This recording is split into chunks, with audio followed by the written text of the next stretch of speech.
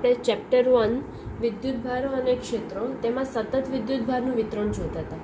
તેનામાં રેખા વિતરણ, રેખીય વિદ્યુતભારનું વિતરણ અને પૃષ્ઠ વિદ્યુતભારનું વિતરણ આપણે સમજી લીધું હતું.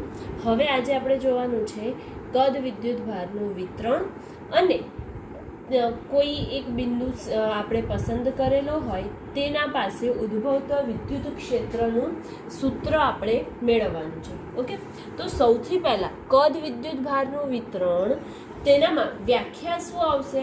તો કોઈ કદમાં સતત પથરાયેલા વિદ્યુતભારને કદ વિદ્યુતભારનું વિતરણ કહેવામાં આવે છે. આપણે આગળ પણ એવી જ વ્યાખ્યાઓ જોઈ ગયા છે કે રેખીય વિદ્યુતભારનું વિતરણ એટલે શું. તેવી જ રીતે કદ વિદ્યુતભારનું વિતરણ શું આવે કે કોઈ કદમાં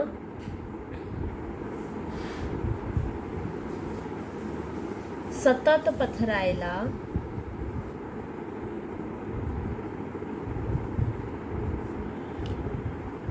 વિદ્યુતભારના વિતરણને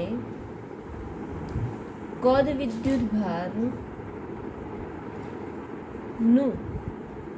વિતરણ કહે છે. ઓકે, હવે કદ વિદ્યુતભારનું વિતરણ આપણે તેની વ્યાખ્યા જોઈ લીધી. હવે શું જોવાની? ઘનતા જોવાની. માટે કદ વિદ્યુતભાર ઘનતા જોઈએ આપણે.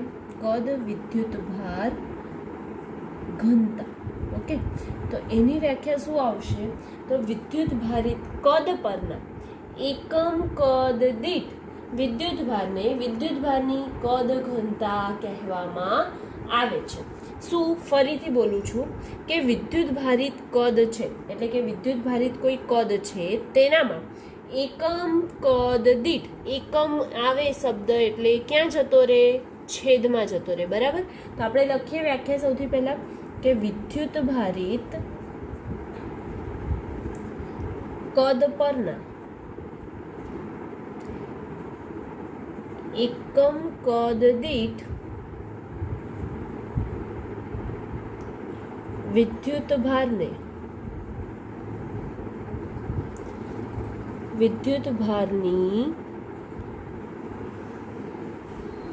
કદ ઘનતા, કદ વિદ્યુતભાર ઘનતા લખો તો પણ ચાલશે. કદ વિદ્યુતભાર ઘનતા કહે છે. હવે કદ ઘનતા છે તો તેને દર્શાવાય શેનાથી? તો તેને રો વડે દર્શાવાય છે.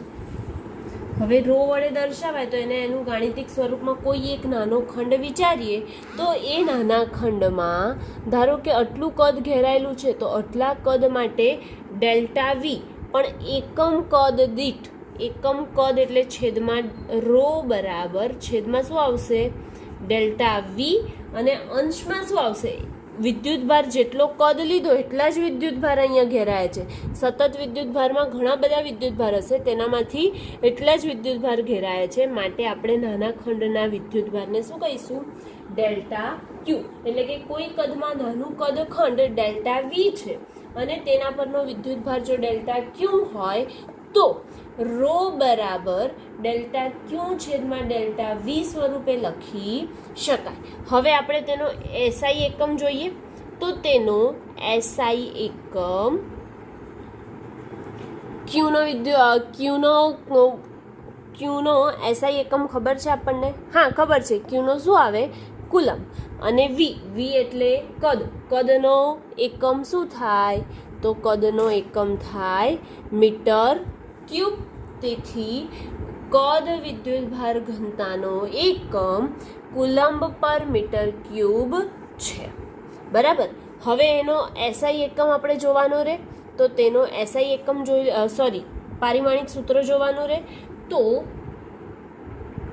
પારિમાણિક સૂત્ર શું થઈ જશે? કુલંબનું શું હોય પારિમાણિક સૂત્ર? તો કુલંબનું હશે T1 A1. ઓકે, અને ડેલ્ટા વી છે. ડેલ્ટા વી એટલે મીટરનો ઘન. મીટરનો ઘન એટલે લંબાઈ છે, લંબાઈનો ઘન L ક્યુબ થાય. માટે પારિમાણિક સૂત્ર આપણને મળે m0 L⁻³ કે -3? -3, કેમ કે ઉપર જાય ને, તો m0 L-3 T1 A1 છે. ઓકે, તો અહીંયા કદ વિદ્યુતભાર વિતરણ અને કદ વિદ્યુતભાર ઘનતા કમ્પ્લીટ થઈ ગયું. હવે આપણે શું જોવાનું? તો હવે આપણે મેઇન જોવાનું કે કદ પર સતત વિતરિત વિદ્યુતભાર છે, બરાબર. એ સતત રીતે પથરાયેલો વિદ્યુતભારના કોઈ પણ બિંદુ પાસે ઉદ્ભવતું વિદ્યુત ક્ષેત્ર કદ પર સતત વિતરિત થયેલ વિદ્યુતભારના કોઈ બિંદુ પાસે ઉદ્ભવતું વિદ્યુત ક્ષેત્ર. ઓકે, હવે આપણે આ શું થયું?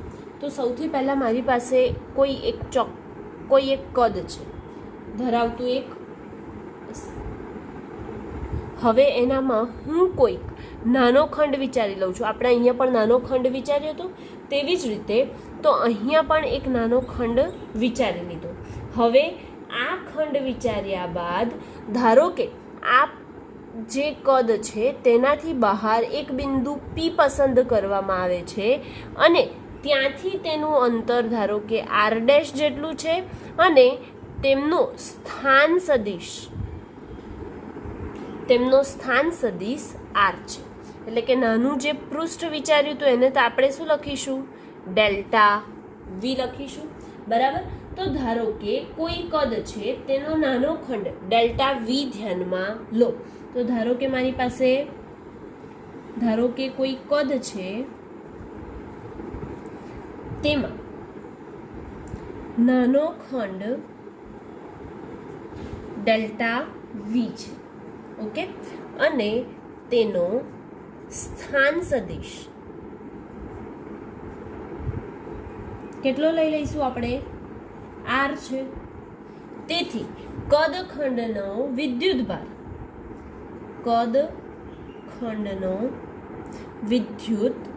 કેટલો થઈ જશે? કદખંડનો વિદ્યુતભાર આપણે અહીંયા આ સૂત્ર પરથી મેળવીએ તો કદખંડનો વિદ્યુતભાર થાય ∆Q બરાબર ρ∆V. કેટલો થાય? ∆Q બરાબર, અહીં પાસે લખ્યું હોય તો લખી કાઢજો કે ∆Q બરાબર ρ∆V જેટલો થાય. હવે વિદ્યુતભાર વિતરણની અંદર કે બહાર કોઈ પણ એક બિંદુ મેં P લીધું, તો મેં બહાર બાજુ જે વિતરણ કર્યું છે તેની બહાર બાજુ એક બિંદુ P લીધું છે અને તેનો સ્થાન સદિશ r છે. ઓકે, તેથી ∆V થી P નું અંતર r' અને ∆V થી P નો એકમ સદિશ શું થઈ જશે? એકમ સદિશને આપણે કેપથી દર્શાવીએ ને, તો r' કેપ છે. જેટલું અંતર એટલો એનો એકમ સદિશ, એટલે કે તેનો એકમ સદિશ કેટલો છે? r' કેપ જેટલો છે. હવે જો વિદ્યુતભાર જે છે, શું છે વિદ્યુતભાર? ρ∆V. તો વિદ્યુતભારને લીધે P પર લાગતું વિદ્યુત ક્ષેત્ર, આપણે તો બહાર કોઈ બિંદુ વિચાર્યું છે ત્યાં આપણે વિદ્યુત ક્ષેત્ર શોધવાનું છે. તો બહાર અથવા અંદરની સાઈડ સતત વિતરિત વિદ્યુતભાર હતો, ત્યાંથી આપણે એક બિંદુ P વિચાર્યું હતું જેનું અંતર r' હતું, બરાબર. હવે જો r' હોય ત્યારે P બિંદુ પાસે ∆Q વિદ્યુતભાર ને કારણે અથવા તો લીધે ∆Q વિદ્યુતભારને લીધે P પર લાગતું વિદ્યુત ક્ષેત્ર સદિશ E. આપણે અહીંયા ∆Q કેવો લીધો છે? ખંડ કેવો લીધો છે? નાનો લીધો છે. માટે આપણે અહીંયા વિદ્યુત ક્ષેત્ર પણ કેવું મળશે? ઓછું મળશે. ત્યારબાદ એ ડબલ થઈને મળશે, એટલે કે જેટલું મોટું કરીએ તેટલું આપણને મળશે. તો ∆ સદિશ E બરાબર શું થઈ જશે? આપણું સૂત્ર શું છે? તો આપણે જાણીએ કે E બરાબર થાય KQ/r² થાય, રાઈટ ને?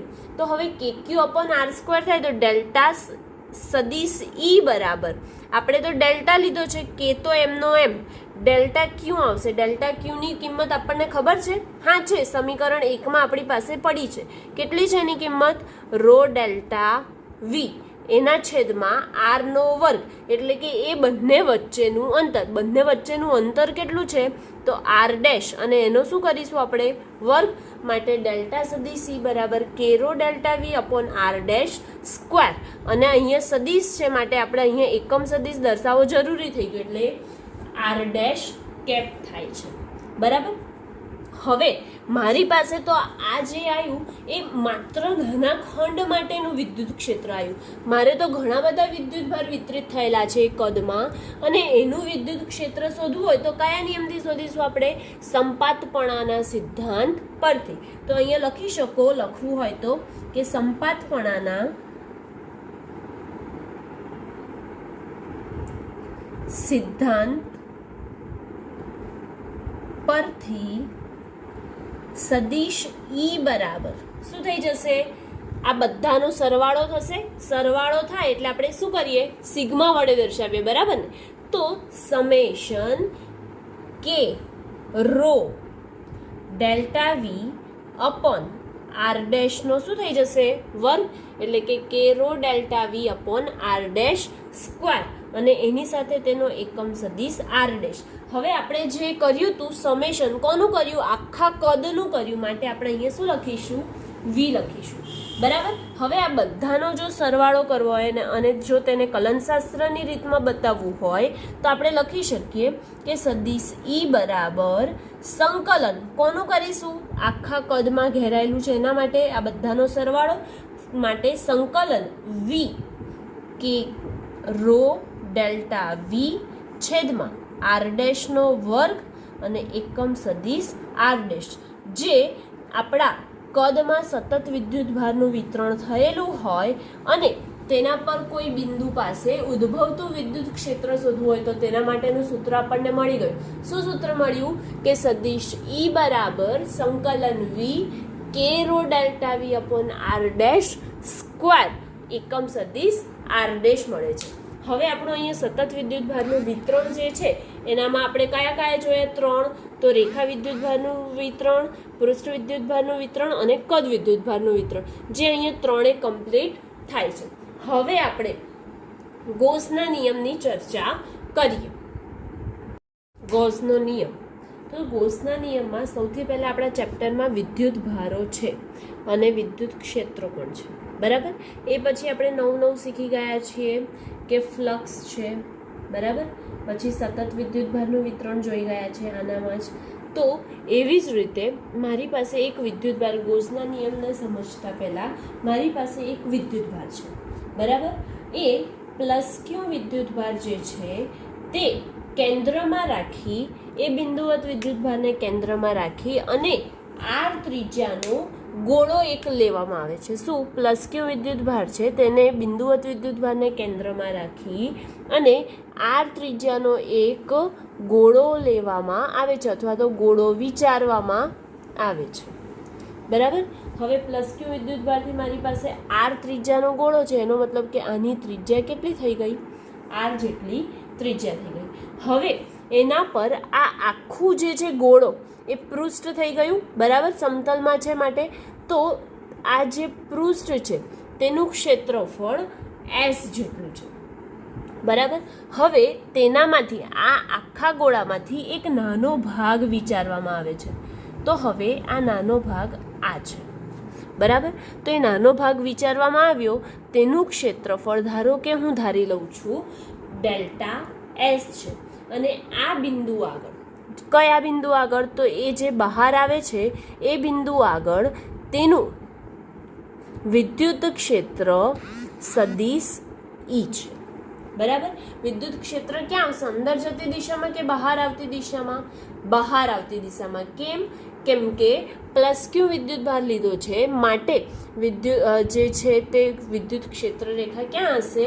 બહાર બાજુ જતી દિશામાં હશે. તો આપણે જે બોલ્યા એટલું આપણે આકૃતિ પરથી જોઈને અહીંયા લખી કાઢીએ. ત્યારબાદ આપણે ગૌસના નિયમનું સૂત્ર મેળવીશું.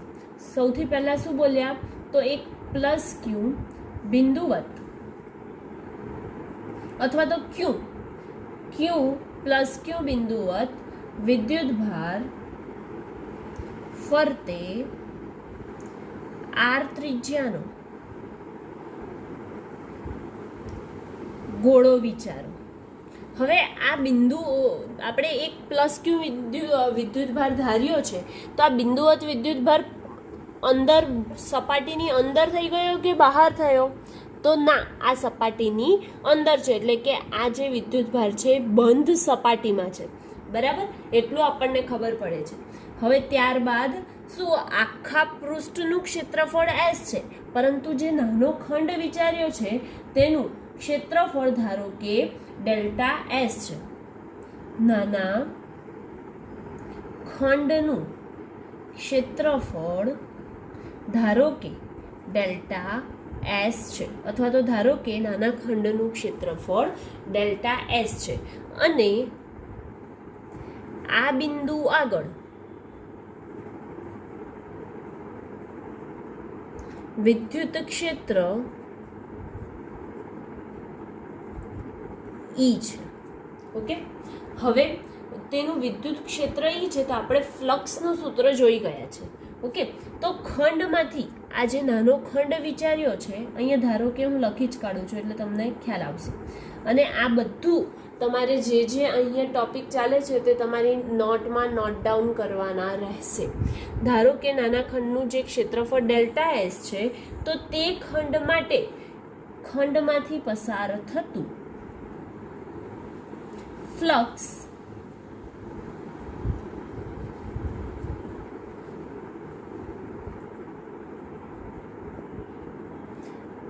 હવે નાનો ખંડ છે માટે ફ્લક્સ પણ શેમાં આવશે? ડેલ્ટા ફાઈમાં આવશે. ફ્લક્સ ડેલ્ટા ફાઈ બરાબર શું થઈ જશે? ઈ ડોટ ડેલ્ટા એસ. કેમ કે આપણે ફાઈ બરાબર જોઈ ગયા છે કે ઈ ડોટ એસ છે, બરાબર. પરંતુ ઈ ડોટ એસ છે તો ડોટની નિશાની કાઢવા માટે આપણે શું લખતા હોઈએ છીએ? ઈ એસ કોસ થીટા લખીએ છીએ, બરાબર. પરંતુ અહીંયા ડેલ્ટાની નિશાની એના માટે કરી છે કે આપણે અહીંયા નાનો ખંડ વિચાર્યો છે, માટે ડેલ્ટા એસ અને ડેલ્ટા ફાઈ લખ્યું છે. તો સેમ એવી જ રીતે ડોટ પ્રોડક્ટ કાઢવી હોય તો એના માટે આપણે કોસ થીટા લખીએ છીએ. 11માં આપણે શીખી ગયા છીએ કે ઈ ડોટ ડેલ્ટા એસ છે, માટે ઈ ડેલ્ટા એસ કોસ થીટા થશે, બરાબર. હવે ઈ એટલે વિદ્યુત ક્ષેત્ર. વિદ્યુત ક્ષેત્ર હોય તો તેનું સૂત્ર શું થાય? કે ક્યુ અપોન આર સ્ક્વેર થાય, બરાબર ને? તો k q upon R square delta s cos theta. હવે થીટા એટલે કે કોઈ ખૂણો બનાવે છે. કોની વચ્ચે ખૂણો બને? હંમેશા થીટા જ્યારે આવશે ત્યારે ખૂણો એની વચ્ચે બને જે તેની આગળ હોય. તો એની આગળ કોણ છે? એક તો વિદ્યુત ક્ષેત્ર અને એક પૃષ્ઠનું ક્ષેત્રફળ. તો હવે પૃષ્ઠનું ક્ષેત્રફળ અને ડેલ્ટા એસ એટલે કે ડેલ્ટા એસ અને વિદ્યુત ક્ષેત્ર બંને એક જ દિશામાં છે, માટે તેમની વચ્ચે બનતો ખૂણો કેટલો થઈ જશે? 0, કેમ કે બંને એકબીજાને સમાંતર છે, માટે થીટા બરાબર 0 છે. ઓકે, તો હવે લખી શકીએ k q upon R square delta S into cos થીટાની જગ્યાએ કોસ 0ની વેલ્યુ કેટલી થાય છે?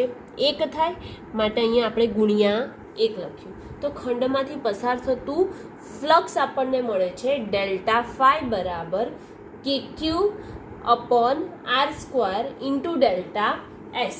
હવે આ તો આટલા ખંડ માટે વિચારો, આપણો ગોળો તો કેટલો મોટો છે, તો આ બધા માટે વિચારવું પડે. અહીંયા એવા બધા બને તો એ બધા માટે આપણે વિચારીએ તો શું થઈ જાય?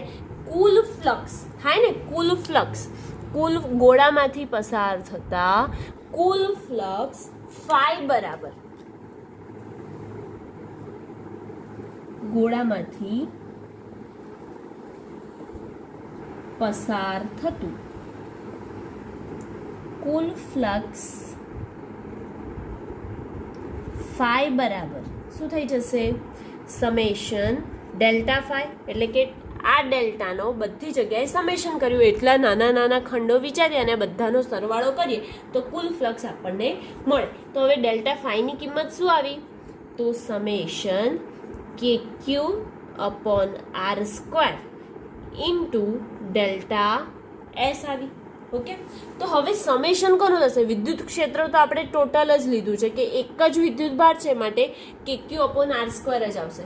તો બધાનો સરવાળો કોની જોડે થશે? ડેલ્ટા એસ સાથે થશે.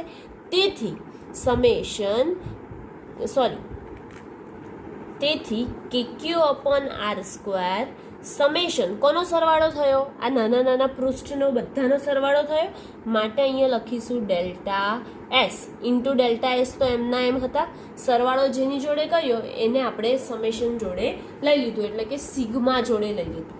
બરાબર. તો હવે આ બધાનો સરવાળો કરું તો મને શું મળે? ટોટલ પૃષ્ઠ મળે, કુલ ક્ષેત્રફળ મળે પૃષ્ઠનું. તો કુલ ક્ષેત્રફળ કેટલું છે? આપણે ધારેલું એસ જેટલું છે. તેથી k q upon R square phi બરાબર k q upon R square into s થાય. એસ એટલે ક્ષેત્રફળ કોનું? ગોળાનું. ગોળાના ક્ષેત્રફળનું સૂત્ર યાદ કરો. શું આવે ગોળાના ક્ષેત્રફળનું સૂત્ર? તો ગોળાના ક્ષેત્રફળનું સૂત્ર આવે એસ બરાબર 4πr² બરાબર ને? તો હવે 4πr² ક્યાં મૂકીશું આપણે? કિંમત એસમાં મૂકીએ તો ફાઈ બરાબર આપણને મળી જાય છે k q upon R square into શું કરશો? 4πr² કરીએ. બરાબર. K q upon R square into 4πr² મળ્યું. તો હવે આપણા આર સ્ક્વેર તો કેન્સલ થઈ ગયા. બરાબર. પણ કેની કિંમત પણ આપણી પાસે કોઈ ચોક્કસ છે જ. કઈ કિંમત ચોક્કસ છે? કેની શું છે કિંમત? યાદ છે? હા, તો કેની કિંમત છે 1/4πε0. કિંમત મૂકો 1/4πε0. અહીંયા શું છે? ક્યુ છે, તો આપણે અહીંયા ક્યુ લખી કાઢીએ ઇન્ટુ 4π. તો 4π પણ કેન્સલ થઈ ગયા. બચ્યું શું? તો ફાઈ બરાબર ક્યુ અપોન ε0 બચે છે. બરાબર. એટલે કે કુલ ગોળામાંથી પસાર થતું કુલ ફ્લક્સ ફાઈ બરાબર ક્યુ અપોન ε0 મળે છે. હવે આ બધું જે આખી સપાટી એવી મોટી હશે તો આ બધાનો આપણે શું કર્યો? હવે એક કરતાં વધારે વિદ્યુત ભાર હોય તો મારે વિદ્યુત ભારોનો શું કરવો પડે? સરવાળો કરવો પડે. માટે આપણે જો એક કરતાં વધારે વિદ્યુત ભાર હોય તો ફાઈ બરાબર લખી શકીએ સમેશન ક્યુ અપોન ε0, જે ગૌસના નિયમનું સૂત્ર છે. બરાબર. આને શું કહીશું આપણે? ગૌસનો નિયમ. હવે આ તો આપણે સૂત્ર સ્વરૂપમાં મેળવ્યું. આપણે તો શું જોઈએ? શબ્દ સ્વરૂપમાં પણ લખવું પડશે ને. તો આપણે કયું પૃષ્ઠ વિચાર્યું હતું? એક બંધ. મેં તમને શરૂઆતમાં જ પૂછ્યું હતું કે આપણું પ્લસ ક્યુ વિદ્યુત ભાર છે એ બહાર બાજુ છે કે અંદર બાજુ? તો અંદર બાજુ હતું. બરાબર. એટલે કે આ બંધ પૃષ્ઠમાં વિચારેલું છે. તો કોઈ બંધ પૃષ્ઠ સાથે સંકળાયેલ કુલ ફ્લક્સ, શું? કોઈ બંધ પૃષ્ઠ સાથે સંકળાયેલ કુલ ફ્લક્સ પૃષ્ઠ વડે ઘેરાતા કુલ વિદ્યુત ભાર અને ε0ના ગુણોત્તર જેટલું હોય છે. તો આપણે અહીંયા એના શાબ્દિક સ્વરૂપમાં લખી કાઢીએ. ગૌસનો નિયમ શાબ્દિક સ્વરૂપમાં. જો તમારે ઉતારવાનો હોય તો વિડીયોને પોઝ કરીને તમે જોઈ શકો છો અને લખી શકો છો. નહીં તો તમારે એમને જાતે લખવું હોય તો જાતે બી લખી શકો છો, પણ નોટ કમ્પ્લીટ જોઈએ. ઓકે. તો ગૌસનો નિયમ આપણે અહીં લખી દઈએ કે શું થાય? કોઈ બંધ પૃષ્ઠ સાથે સંકળાયેલ કુલ વિદ્યુત ફ્લક્સ પૃષ્ઠ વડે ઘેરાતા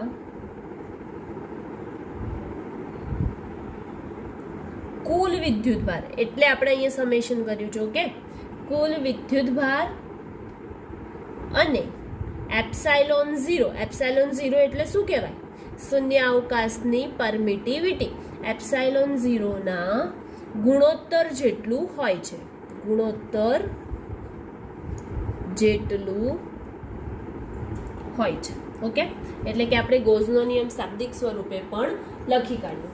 હવે અહીંયા આપણે જે આ ગોઝનો નિયમ સમજ્યા તો એને ફરીથી આપણે એકવાર જોઈ લઈએ ધ્યાનથી કે સૌથી પહેલાં આપણે ધારી લઈએ છીએ કે ધારો કે એક પ્લસ ક્યુ જેટલો બિંદુવત વિદ્યુતભાર છે જેને આર ત્રિજ્યાના પૃષ્ઠમાં વિચારવામાં આવ્યો છે. હવે એ આર ત્રિજ્યા જેટલું જે પૃષ્ઠ છે તેનું ક્ષેત્રફળ એસ છે અને તેનામાં એક નાનો ખંડ વિચારેલો છે તેનું ક્ષેત્રફળ ડેલ્ટા એસ છે અને તેનું વિદ્યુત ક્ષેત્ર ડેલ્ટા સદિશ ઈ છે. હવે આ ખંડમાંથી પસાર થતું ફ્લક્સ ડેલ્ટા ફાઈ બરાબર સદિશ ઈ ડોટ ડેલ્ટા સદિશ એસ જેટલું થાય છે. તો હવે તેને ડોટ પ્રોડક્ટ કાઢવી હોય તો આપણે એને કોસ થીટા લગાવી શકીએ અને અહીંયા જે કોસ થીટા લાગે છે, થીટા એટલે કોની વચ્ચે બનતો ખૂણો તો વિદ્યુત ક્ષેત્ર અને પૃષ્ઠ વચ્ચે બનતો ખૂણો. હવે આ પૃષ્ઠ અને વિદ્યુત ક્ષેત્ર વચ્ચે બનતો ખૂણો તો આ બંનેની દિશા કેવી છે? સમાન છે, એટલે કે એકબીજાને સમાંતર છે માટે કોઈ ખૂણો બનાવતા નથી. માટે થીટા બરાબર આપણે 0 લઈએ છીએ તો કોસ થીટા બરાબર કેટલું થઈ જાય છે? 1. તો ડેલ્ટા ફાઈ એટલે કે નાના ખંડ માટે ફ્લક્સ ડેલ્ટા ફાઈ બરાબર KQ upon R square into delta S જેટલું મળે છે. હવે તો મારી પાસે આખું પૃષ્ઠ છે તો મારે તો કુલ ફ્લક્સ જ શોધવું પડે. તો ગોળામાંથી પસાર થતું કુલ ફ્લક્સ ફાઈ બરાબર આ નાના નાના નાના નાના બધા ખંડોનો સરવાળો કરીએ તેના જેટલું થાય. તેથી આપણે સિગ્મા ડેલ્ટા ફાઈ લખ્યું. બરાબર. હવે ડેલ્ટા ફાઈની કિંમત આપણી પાસે અહીંયા ઉપર હતી જ સમીકરણ 1માં, તો એનામાંથી આપણે કિંમત મૂકીએ તો આપણને શું મળે છે? KQ upon R square summation delta S into delta S. હવે ડેલ્ટા એસ છે એનો બધાનો સરવાળો કરવાનો, એટલે કે અહીં જે નાના નાના ખંડો જોડાયા હતા એ બધાનો સરવાળો કરવાનો. તો આપણને શું મળે? કુલ ક્ષેત્રફળ. એટલે કુલ ક્ષેત્રફળ આપણે શું લખી કાઢ્યું? એસ લખી કાઢ્યું. તેથી આપણને મળે છે ફાઈ બરાબર KQ upon R square into S. અને આપણે જાણીએ કે ગોળાના ક્ષેત્રફળનું સૂત્ર થાય 4 પાઈ આર સ્ક્વેર. તેની કિંમત મૂકીએ એટલે ફાઈ બરાબર શું મળે? KQ upon R square into 4 pi R square. બરાબર. હવે ઉપર નીચેથી આર સ્ક્વેર કેન્સલ થાય છે પરંતુ આપણે હજી કેની વેલ્યુ નથી મૂકી એટલે એક સ્ટેપ આગળ કર્યું અને 1/4 પાઈ એપ્સાઇલોન 0 કોની કિંમત છે? કેની, અચળાંકની ને. તો કેની જગ્યાએ 4 પાઈ એપ્સાઇલોન મૂકીએ તો 4 પાઈ કેન્સલ. આપણને મળે છે ફાઈ બરાબર ક્યુ અપોન એપ્સાઇલોન 0. આ તો આપણે માત્ર એક જ વિદ્યુતભાર માટે કર્યું હતું. એવા મારી પાસે બહુ બધા વિદ્યુતભાર હશે, એક કરતાં વધારે વિદ્યુતભાર હોય તો એ બધાનો મારે સરવાળો કરવો પડે. માટે ગોસના નિયમ ફાઈ બરાબર ગોસના નિયમ દ્વારા એટલે કે જે ફ્લક્સ મળે છે એનું સૂત્ર શું મળે? ફાઈ બરાબર સમેશન ક્યુ અપોન એપ્સાઇલોન 0. આ સૂત્ર સ્વરૂપે જો હવે તેને આપણે શાબ્દિક સ્વરૂપે લખવો તો શું લખી શકાય કે કોઈ બંધ પૃષ્ઠ સાથે સંકળાયેલ કુલ વિદ્યુત ફ્લક્સ પૃષ્ઠ વડે ઘેરાતા કુલ વિદ્યુતભાર અને એપ્સાઇલોન 0ના ગુણોત્તર જેટલું હોય છે અથવા ગુણોત્તર જેટલું થાય છે. અહીંયા ગોસનો નિયમ કમ્પ્લીટ થાય છે.